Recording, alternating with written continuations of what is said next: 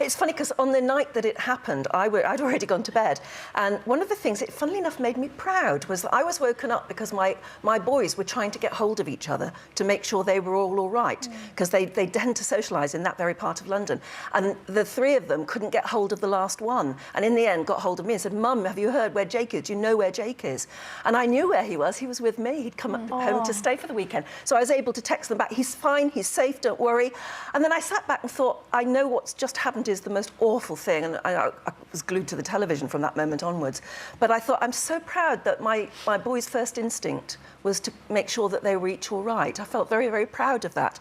And when you think what that was happening just in my little family, it must have been happening all over the country. In fact, probably all over the world. Yeah. Even people that didn't know the victims. Yeah. We've seen so many heroic stories of the general public just running in and saving people, and that restores your faith, and you feel like actually most people are so inherently good and would risk their lives to save others.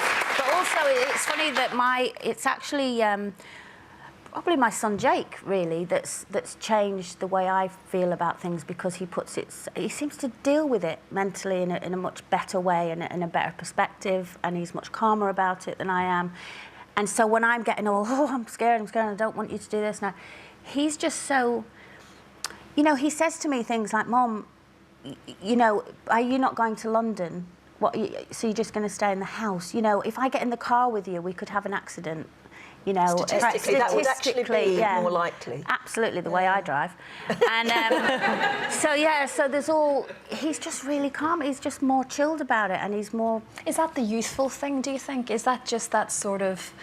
You know, when you're young, you think you're untouchable. I think that's no, rare. Is that I what think it is, in this or? day and age, the younger generation, like you said, because of social media and the constant news everywhere, and the news is obviously most of the time telling you about trauma and scary things that have happened. I think we've actually got a nation of really anxious younger people. So But I think that's social incredible. media as well.